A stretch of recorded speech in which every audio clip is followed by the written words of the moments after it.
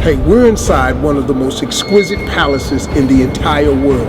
They've obviously spared no expense. But what is it? Where is it? And how much does it cost?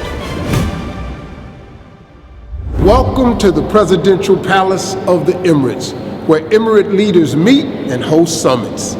For years, this was private, available only for politicians and leaders. But last year, they opened this to the public. This is the only palace open to the public in the Middle East. So for the first time ever, I thought I'd show it to you. Here, every door took 350 hours to make. It is carved by hand. Here, they have one of the largest domes in the world, 37 meters in diameter. And they also have one of the largest chandeliers in the world. This chandelier above me is so big there is room inside of it for people to do maintenance work. This chandelier right here is probably the biggest chandelier we've ever seen. I know I've ever seen in my entire life. I would love to have it as a gift in our home. We would have to restructure the house for it, but we would love to have it. But that's not going to be the case, so we'll just stand here and enjoy it. We can't afford this.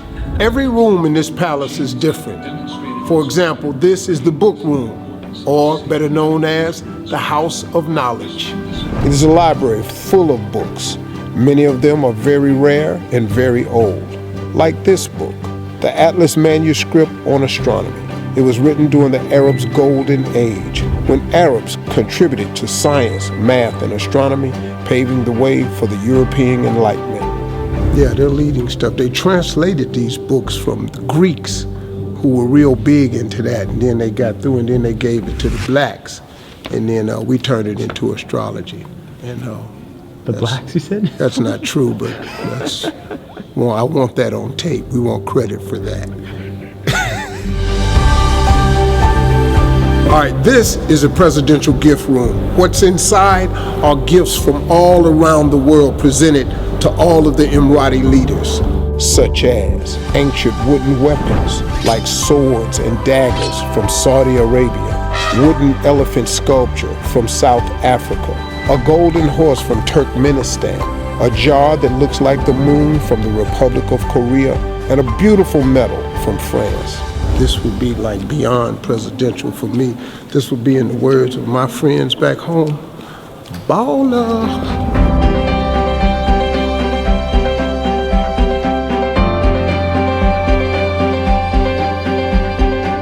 Okay, so this is the food room, but it's better known as the Presidential Banquet. In this hall, there are over 150,000 china, utensils, and silverware. And many of these are made of pure silver. Pure silver. 100%. I bet the food is good in here. You look at this. How are you going to serve something that's not good? The food is going to be delicious. I want some. Why is there nothing here? They didn't know I was coming. I'm always hungry. Might not be presidential, but I'm hungry, though. That's for sure. Usually 85% of the day. But I feel very baller sitting in this chair, I'll tell you that. Okay, so I know the question on your mind is probably, how much does all this cost? I did some digging, some looking into it, and here it is. A lot.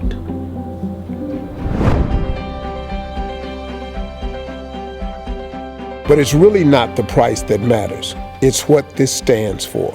This is more than gold, more than silver. This is the history of the Arabs and Muslims. This is their culture, presented proudly and beautifully for the rest of the world to see.